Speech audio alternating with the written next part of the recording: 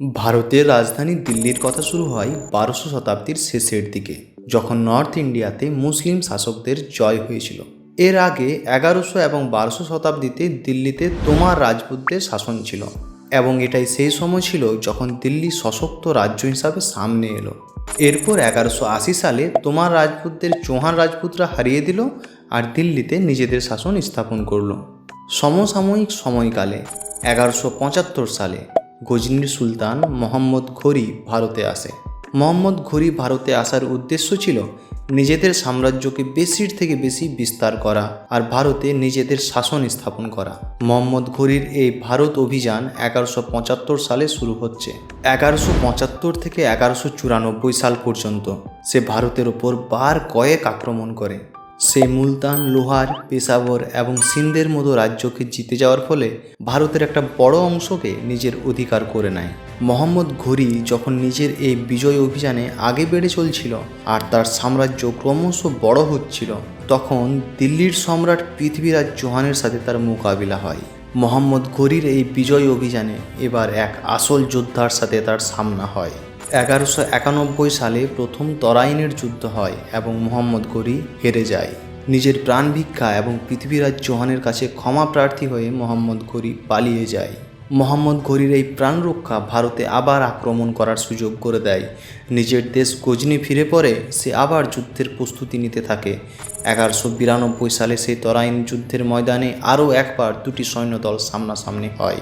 এই যুদ্ধকে তরাইনের দ্বিতীয় যুদ্ধ বলা হয়ে থাকে। এই দ্বিতীয় তরাইনের যুদ্ধে পৃথ্বীরাজ চৌহান হেরে যায় এবং মোহাম্মদ ঘুরি জিতে যায়। এই যুদ্ধ ভারত ইতিহাসে অনেক গুরুত্বপূর্ণ যুদ্ধ ছিল, বা বলা যায় ভারত ইতিহাসের নির্ণায়ক যুদ্ধ এই যুদ্ধ। এই যুদ্ধে মোহাম্মদ ঘুরি জিতে যাওয়ার ফলে ভারতে প্রথমবার মুসলিম শাসন স্থাপিত হয়। এখানে একটা জানার মতো বিষয় হচ্ছে, মোহাম্মদ ঘুরি হচ্ছে সেই সুলতান যাকে ভারতে মুসলিম শাসন লাগু করার ক্রেডিট দেওয়া হয়। মোহাম্মদ ঘুরির আগেও ভারতে অনেক মুসলিম শাসক এসেছে, কিন্তু তারা ভারতে মুসলিম রাজ স্থাপনে ব্যর্থ হয়েছিল। কেবলমাত্র মোহাম্মদ ঘুরি ভারতে রাজত্ব স্থাপন করতে সক্ষম হয়েছিল। এরপর থেকেই ভারতে হিন্দু রাজাদের রাজত্ব ক্ষুণ্ণ হতে থাকে। ভারতের হিন্দু রাজাদের মধ্যে একতা না থাকা মোহাম্মদ ঘুরির সাফল্যের অন্যতম কারণ ছিল। মোহাম্মদ ঘুরির দ্বারা স্থাপন করা মুসলিম শাসন আগামী কয়েক শতাব্দী পর্যন্ত ভারতের ওপর রাজত্ব করে।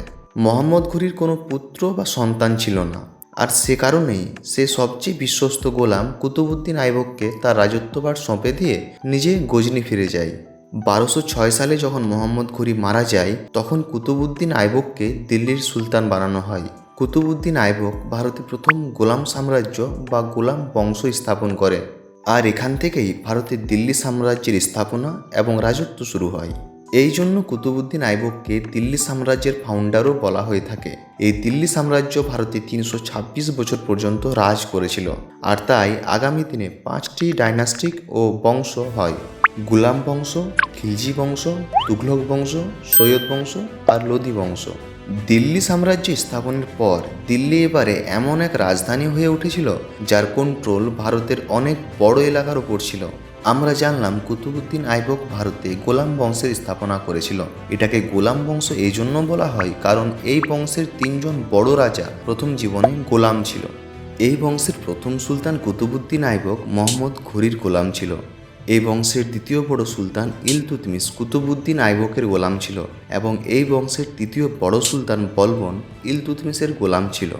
এই কারণে এই রাজবংশকে গোলাম বংশ বলা হয়ে থাকে। গোলাম বংশের সমস্ত শাসকেরা তুর্কি ছিল। গোলাম বংশের প্রথম সুলতান আর গোলাম বংশের স্থাপক কুতুবউদ্দিন আইবকের জন্ম তুর্কিস্তানের নামচিন এলাকার একটি পরিবারে হয়েছিল, কিন্তু ছোটবেলাতেই সে তার পরিবার থেকে হারিয়ে যায় আর তাকে গোলাম রূপে বাজারে বিক্রি করে দেওয়া হয়। আইবক ছোটোর থেকেই অনেক প্রতিভাশালী ছিল। একজন ব্যবসায়ী তাকে বিক্রি করার জন্য গজনি নিয়ে গেলে মোহাম্মদ ঘুরি তাকে কিনে নেয়। আইবক নিজের গুণ এবং প্রতিভা দিয়ে মোহাম্মদ ঘুরিকে অনেক প্রভাবিত করে, এবং সময়ের সাথে সাথে সে মোহাম্মদ ঘুরির সব থেকে জনপ্রিয় এবং সব থেকে বিশ্বস্ত দাস বা গোলাম হয়ে গেল। নিজের প্রতিভার জোরে তার পদোন্নতি ঘটাতে থাকে এবং ধীরে ধীরে সে দিল্লির সিংহাসনে পৌঁছে যায়। এই কুতুবউদ্দিন আইবক কুতুব মিনার তৈরি করেছিল। এই কুতুব মিনার দিল্লিতে আছে। 1210 সালে কুতুবউদ্দিন আইবকের মৃত্যুর পর আইবকের সন্তান আরাম শাহকে দিল্লির সুলতান ঘোষণা করা হয়। কিন্তু সে বেশি দিন রাজত্ব করতে পারেনি। প্রায় 1 বছরের মধ্যেই ইলতুৎমিশ তাকে যুদ্ধে পরাজিত করে নিজে রাজা হয়ে যায়। আর 1211 সালে ইলতুৎমিশ দিল্লির সুলতান হয়। ইলতুৎমিশের জন্ম তুর্কির ইলবারি কাবিলাতে হয়েছিল। ছোট থেকেই ইলতুৎমিশ প্রতিভাশালী এবং সুন্দর ছিল। এই কারণে তার বাবা বাকি ভাইদের থেকে সবথেকে বেশি তাকে ভালোবাসত। এই কারণে তার ভাইয়েরা ইলতুৎমিশের প্রতি হিংসা করতে শুরু করে।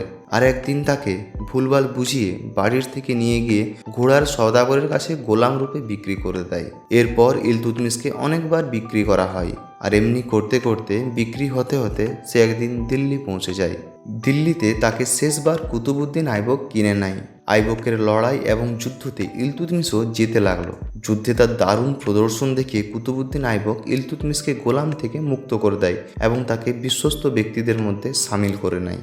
ইলতুৎমিশ শাসন ব্যবস্থার মধ্যে উঁচু পদের দায়িত্ব পেতে থাকে। এমনকি কুতুবউদ্দিন আইবক তার নিজের মেয়ের বিয়েও ইলতুৎমিশের সাথে দিয়ে দেয় আর তাকে পাদায়ুনের গভর্নর করে দেওয়া হয়। এইভাবে এক এক করে নিজের পদোন্নতি ঘটাতে ঘটাতে ইলতুৎমিশ দিল্লির সুলতান হয়। গোলাম বংশের তৃতীয় বড় সুলতান গিয়াসউদ্দিন বলবন। এই বলবনের জন্ম ইলতুৎমিশের মতোই তুর্কি ইলবারি কাবিলাতে হয়েছিল। ছোটোর সময়েই বলবনকে পাকড়াও করে মঙ্গলরা এক ব্যক্তিকে গোলাম রূপে বিক্রি করে দেয় এবং ব্যক্তিটি সেখানকার রাজা জামাল উদ্দিনকে গোলাম রূপে বিক্রি করে দেয়।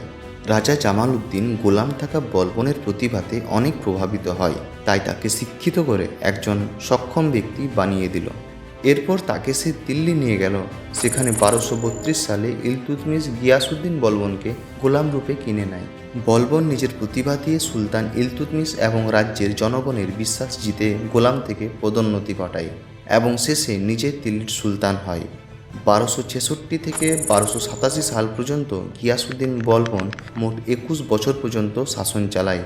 বলবনের মৃত্যুর পর তার নাতি কেইকুবাদ দিল্লির সুলতান হয়। সে খিলজি বংশের একজন আফগানি সৈনিক জালালউদ্দিন খিলজিকে নিজের সেনাপতি বানিয়ে নেয়। জালালউদ্দিন খিলজি কেইকুবাদকে হত্যা করে নিজের সিংহাসনে বসে যায়। এইভাবে গোলাম বংশের বিনাশ এবং খিলজি বংশের উদ্ভব ঘটে। যখন জালালউদ্দিন খিলজি সুলতান হয় তখন তার 70 বছর বয়স ছিল। এই কারণে সে মাত্র 6 বছর শাসন করতে পেরেছিল। আর তার ভাইপো আলাউদ্দিন খিলজি তাকে হত্যা করে দেয় এবং নিজে সুলতানের সিংহাসনে বসে। हमारे पास भी आपके लिए एक तोहफा है। एक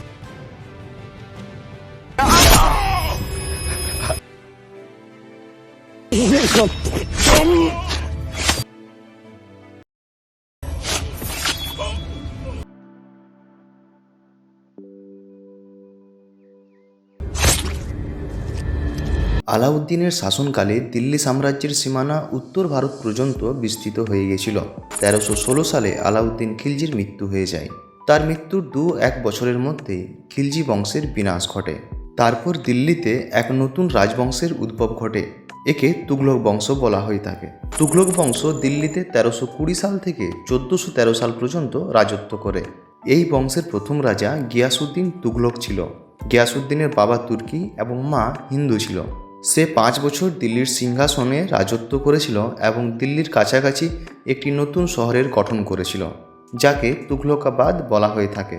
ঐতিহাসিকবিদেরা মনে করেন গিয়াসউদ্দিনের নিজের ছেলে মোহাম্মদ বিন তুঘলক নিজের বাবার হত্যা করে দিল্লির সিংহাসন কেড়ে নেয়।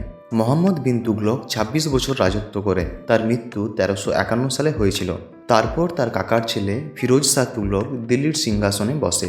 এটা সেই সময় ছিল যখন আর কেউ দিল্লির শাসন ভালোভাবে চালাতে পারছিল না। দিল্লির শাসন দুর্বল হয়ে পড়েছিল। এই সময়টার সুযোগ তুলে সময়কন্দে সুলতান তৈমুর লং। সে 1398 সালে দিল্লির ওপর হামলা চালায়। ভারতের ওপর রাজত্ব করার ইচ্ছে ছিল না তৈমুরের, তাই ভারতকে সে 2 হাত ভরে লুটতে থাকে এবং কিছু সময় পর্যন্ত তার সৈনিকেরা ভারতে ভয়ঙ্করভাবে মানুষ মারতে থাকে। এইভাবে সে লুটপাট আর মারকাট করার পর সমরকন্দ ফিরে যায়। এরপর দিল্লিতে সৈয়দ বংশের আগমন ঘটে। এরাও তুর্কি মুসলিম ছিল। এই তুর্কি মুসলিম ব্যাপারে ইতিহাসে সেরকম বড় কিছু করার উল্লেখ পাওয়া যায়নি। এরা রাজত্ব অনেক কম সময় করতে পেরেছিল। 1451 সালে এই বংশেরও বিনাশ ঘটে। এরপর দিল্লিতে শুরু হয় লোধি বংশের রাজ। লোধি বংশের সুলতান আফগানি মুসলিম ছিল। লোধি বংশের প্রথম সুলতান হিসাবে বেহলুল খান লোধি 1451 সাল থেকে রাজত্ব করে। তার মৃত্যুর পরে তার ছেলে সিকান্দার লোধি এবং বংশানুসারে ইব্রাহিম লোধি পর্যন্ত সিংহাসনে বসে। ইব্রাহিম লোধির সাথে লোধি বংশেরও পতন ঘটে। 1526 সালে উজবেকিস্তান থেকে আসা আক্রমণকারী বাবর পানিপথের যুদ্ধে ইব্রাহিম লোধিকে মেরে ফেলে। ইব্রাহিম লোধির মৃত্যুর ফলে ভারতে 300 বছরের পুরানো দিল্লি বংশের পতন এবং বিনাশ ঘটে যায়। আর সাথে সাথে একটি নতুন এম্পায়ার বা সাম্রাজ্যের উৎপত্তি ঘটে, যেটাকে মোগল সাম্রাজ্য বা মোগল এম্পায়ার বলা হয়। এই মোগলরা বংশানুক্রমে ভারতের ওপর প্রায় 500 বছর পর্যন্ত রাজত্ব করেছিল। ভিডিও শেষ করার আগে আমি আপনাকে একটা ইন্টারেস্টিং ফ্যাক্ট জানাতে চাই। এই যে সুলতান শব্দটি রয়েছে, এটা রাজা বা বাদশাহ শব্দের শিরোনাম নয়, বরং সুলতান একটা উপাধি ছিল, যেটা শুধুমাত্র তুর্কি এবং আফগানি মুসলিম শাসকদের দেওয়া হতো। এটাই হলো সেই কারণটা যেটার জন্য যে কোনো মোগল বাদশাহের নামের আগে সুলতান শব্দটি ব্যবহার করা হয়নি। সুলতান শব্দটা শুধুমাত্র সেই সব রাজাদের নামের সাথে লাগানো হয় যারা তুর্কি এবং আফগান বংশের ছিল। এই ভিডিওতে এতটাই। যদি আপনাকে আমাদের কাজ ভালো লেগেছে তাহলে লাইক আর শেয়ার করে দিবেন। আর দেশের মাটির সাথে জড়িত বিভিন্ন তথ্য জানার জন্য চ্যানেলটিকে সাবস্ক্রাইব করুন। ধন্যবাদ।